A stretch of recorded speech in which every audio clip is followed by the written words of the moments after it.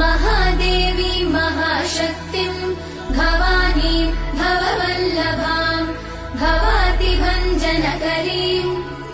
वन्दे त्वाम् लोकमातरम्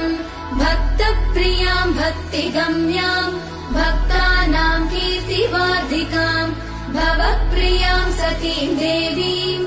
वन्दे त्वाम् भक्तवत्सलाम् अन्नपूर्णाम् सदा पूर्णाम् पार्वतीम् पर्वपूजिताम् महेश्वरीम् वृषारूढाम् वन्दे त्वाम् परमेश्वरीम् कालरात्रिम् महारात्रिम्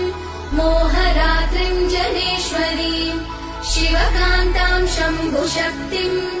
वन्दे त्वाम् जननीमुमाम् जगत्कर्त्रीम् जगद्धात्रीम्